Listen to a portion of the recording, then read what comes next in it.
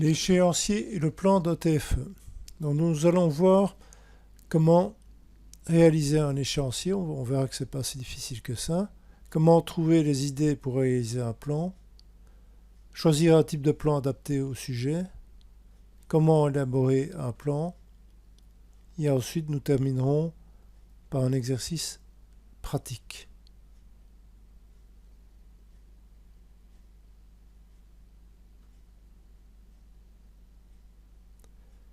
Donc comment réaliser un échéancier?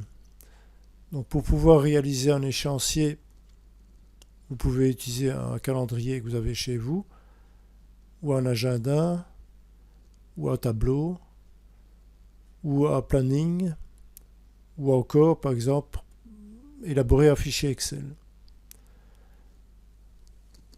Voilà un exemple de ce qu'il faut faire avant l'élaboration de l'échéancier. Donc, vous devez faire un inventaire d'abord des tâches à réaliser. Donc, dans toutes les feuilles, il faut rassembler la documentation, il faut la lire, la trier, faire des résumés, rencontrer des spécialistes éventuellement, rédiger, relire, corriger, etc. Donc pour chacune de ces tâches, il vous faudra quelques jours, voire pour d'autres, quelques semaines ou même un mois. Donc c'est à vous, dès le départ, en fonction de la date limite du sujet de TFE, à consacrer un nombre de jours maximal pour chacune de ces tâches. Donc 7 jours par exemple pour trier la documentation, 30 jours pour rédiger, pour relire 5 jours. Voilà. Alors n'oubliez pas aussi les soutiens potentiels. Est-ce que vous avez dans votre famille ou parmi vos amis ou parmi un ancien professeur quelqu'un qui pourrait vous aider pour votre TFE, par exemple un oncle, ou une tante ou un ancien professeur de français par exemple pour pouvoir relire à la fin et faire les corrections de fautes d'orthographe, les syntaxes. Alors vous devez recenser vos points faibles. Est-ce que par exemple la documentation que vous allez utiliser est écrite en partie dans une langue différente du français, avec des termes techniques spéciaux, difficiles à comprendre? Si vous devez rencontrer des spécialistes du sujet, ceux-ci se trouvent-ils dans une ville éloignée de votre région? Donc vous allez perdre du temps pour les déplacements. Donc il faut penser à tous ces problèmes dès le départ, de manière justement à éviter de gaspiller du temps. Donc une fois que vous avez fait l'inventaire des tâches à réaliser, vous pouvez ensuite construire votre échéancier. Donc il est conseillé de planifier les étapes dès le départ et de décomposer ces étapes en petites tâches réalisables les unes après les autres, et c'est seulement ensuite que vous pourrez réaliser le plan de votre matière.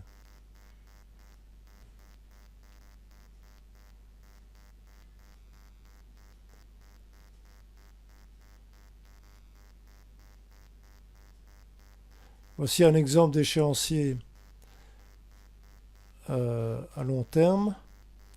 Donc sachant que vous devez rendre votre sujet de TFE le 1er décembre et sachant que vous devez remettre votre TFE entre la mi-mai et la fin mai, il vous reste finalement début décembre, il vous reste un peu moins de 6 mois pour réaliser votre travail de fin d'études.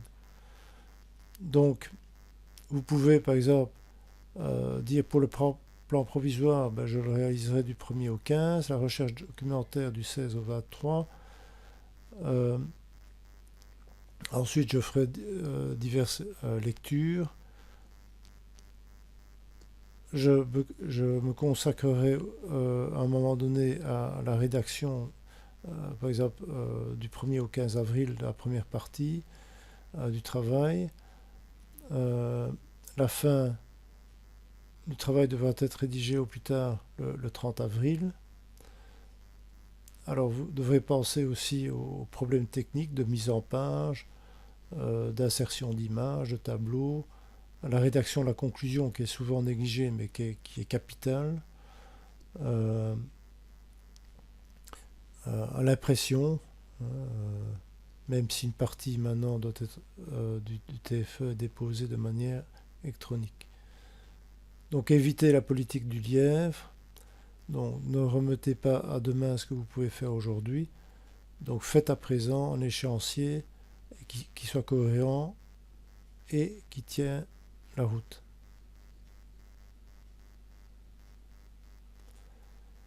Alors, voici quelques techniques pour trouver des idées avant de réaliser un plan. Prenons l'exemple de sujet de TFE, les assurances extralégales des grandes entreprises. Donc cette technique est la technique des mots-clés, c'est-à-dire on prend les termes qui sont compris dans le titre du sujet de TFE, éventuellement des termes qu'on va associer à ce titre, et ça va permettre déjà d'avoir des premières idées. Donc si on prend le sujet sur les assurances extralégales, les mots-clés, il y a assurance, il y a sécurité, il y a extralégal, donc extralégal ça veut dire non obligatoire, par opposition à certaines assurances qui sont obligatoires. Qui dit assurance dit évidemment charge supplémentaire pour l'entreprise.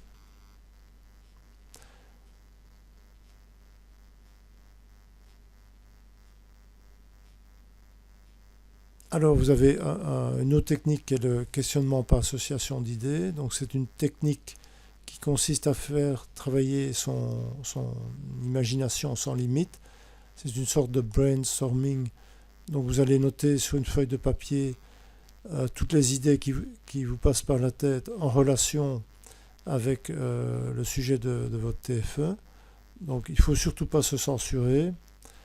Au début, vous vous trouvez devant une page blanche, donc ce n'est pas facile à réaliser, mais vous devez absolument noter tout ce qui vous passe par la tête, même les idées les plus extravagantes, quitte à les éliminer ensuite par après. Donc si vous les considérez comme non réalistes, non en rapport avec le sujet de TFE, ou tout simplement celle-ci prendrait beaucoup trop de temps. Donc si on prend le sujet sur les assurances extralégales, voilà ce qu'un questionnement par association d'idées donnerait. Assurance extralégale, pourquoi pour les bris de machines dans le cas d'entreprises industrielles, les bris de machines faisant perdre de l'argent à l'entreprise, pour les problèmes de bris de marchandises durant le transport, pour les vols, pour les risques de non-paiement, pour une pension complémentaire, pour l'indépendant, pour les risques politiques en cas d'exportation dans certains pays où on risquerait de ne plus être payé. Et on peut étendre des exemples.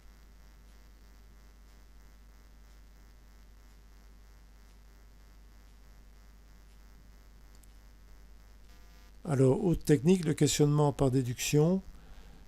En général, on part de questions qui commencent par qui, que, quoi, comment, pourquoi, où, à cause de qui, quelles sont les conséquences, quelles sont les causes. Voilà, donc c'est la technique finalement des questions. Donc, il faut, à partir du sujet choisi, mettre en évidence toute une série de questions. Donc, pour le sujet sur les assurances extralégales, ce serait pourquoi des assurances extralégales, quelles entreprises prennent des assurances extralégales, quels sont les différents types d'assurances, quels sont les avantages, évidemment quels sont les inconvénients aussi, quelles sont les conséquences sur la trésorerie et comment comptabiliser les assurances, qu'il s'agisse de primes ou qu'il s'agisse de remboursement. Alors, une fois que vous avez trouvé les idées via les techniques énoncées ci-dessus, vous devez d'abord faire un tri de ces idées, éliminer celles qui ne sont pas intéressantes, regrouper les idées intéressantes et les organiser de telle manière à ce qu'elles aient une structure cohérente. Donc, autrement dit, faire un plan. En effet, un objectif sans un plan n'est qu'une illusion, n'est juste qu'un rêve où vous n'arriverez à rien sans faire un plan. Alors, il existe différents types de plans. Donc, commençons par le plan thématique. Il répond aux demandes de description d'un sujet particulier. Donc, chacun des aspects particuliers d'un problème est étudié successivement. Donc, prenons par exemple le sujet sur différents types de réserves et leur impact sur les capitaux propres. Donc, c'est un ancien sujet. On pourrait commencer par la définition des réserves, puis dans les chapitres suivants, analyser chaque type de réserve qu'on trouve au passif du bilan. Le problème de ce type de plan, c'est de manquer de logique dans la suite des idées. Donc, dans le point 2, on commence par la réserve légale. Pourquoi ne pas commencer par la réserve indisponible ou la réserve disponible? Donc, la difficulté, c'est de trouver un principe de classement adapté et progressif. Donc, c'est un plan pas facile à réaliser, mais qui peut servir dans certains sujets de TFE.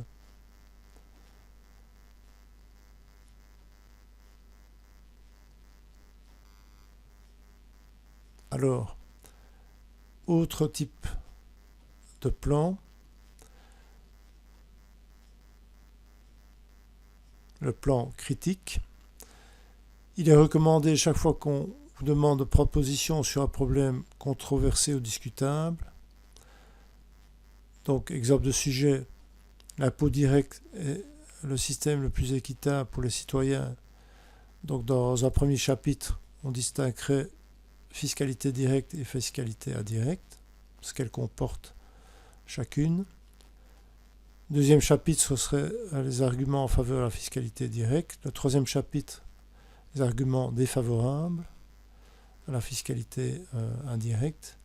Et puis, dans un dernier chapitre, la synthèse des arguments, la mise en évidence de ceux-ci, et dans la conclusion, votre point de vue personnel. Le problème, c'est il ne faut pas que le quatrième point soit une répétition de ce qui a été dit dans les points 2 et le point 3. Donc, c'est un plan qui n'est pas évident à réaliser. Donc, il faut aboutir à la résolution du problème, à la résolution de la question posée dès le départ.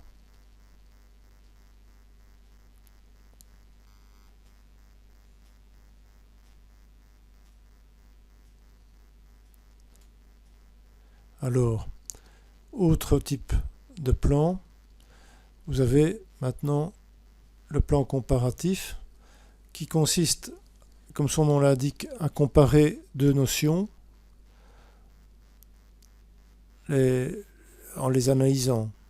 Donc, on va analyser ces deux notions avant d'élaborer une synthèse personnelle qui essayera de dépasser les points majeurs de ressemblance, de discordance. Donc, si on prend par exemple dans quelle mesure l'Assemblée générale d'une ASBL peut-elle se rapprocher de l'Assemblée générale d'une coopérative, vous auriez un premier chapitre sur le fonctionnement de l'Assemblée générale d'une ASBL, un deuxième sur le fonctionnement de l'Assemblée générale d'une coopérative, dans un troisième chapitre, les aspects communs et les différences.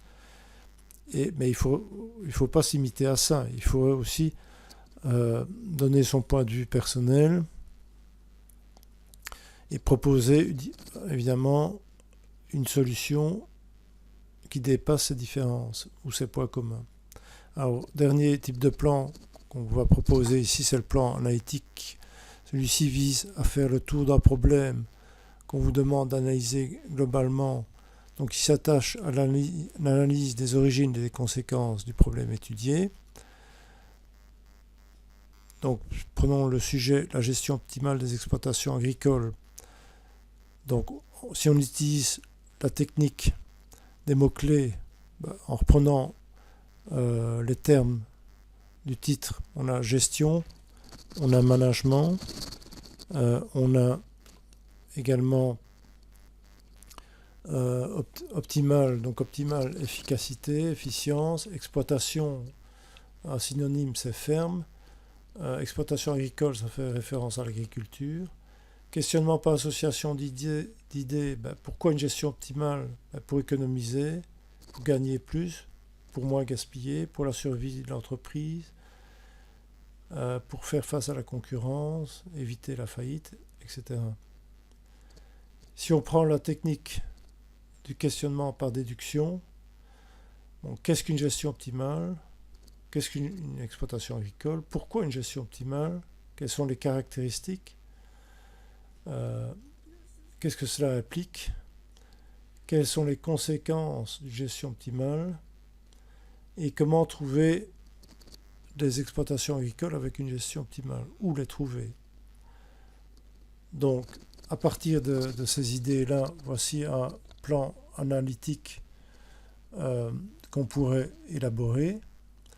Donc, ça donnerait ceci. Donc, en l'introduction et la conclusion.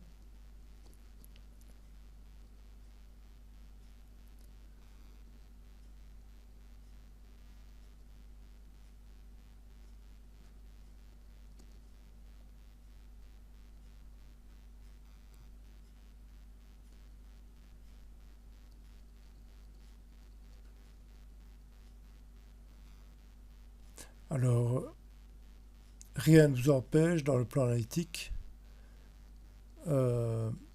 d'introduire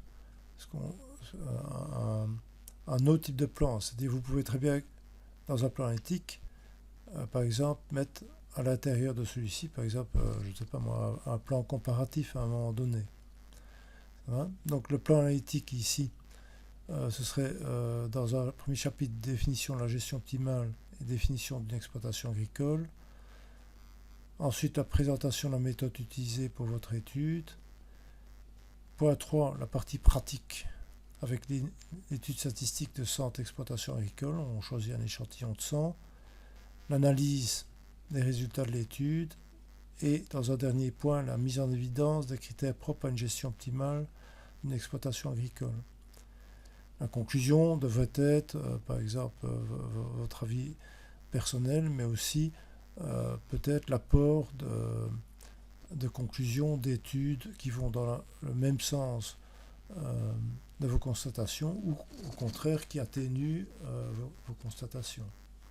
Donc vous soulignez, vous pourriez souligner les limites de votre étude ou au contraire ce qu'elle a apporté et qui n'avait pas encore été fait jusqu'à présent.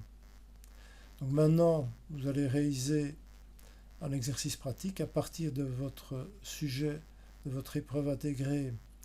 Vous allez utiliser les techniques évoquées ci-dessus pour trouver des idées. Donc vous allez utiliser la technique des mots-clés sur base des termes compris dans le sujet de votre TFE. Vous allez utiliser ensuite le questionnement par association d'idées, technique de brainstorming. Donc vous notez tout ce qui vous passe par la tête. Puis la technique du questionnement par déduction, avec les questions.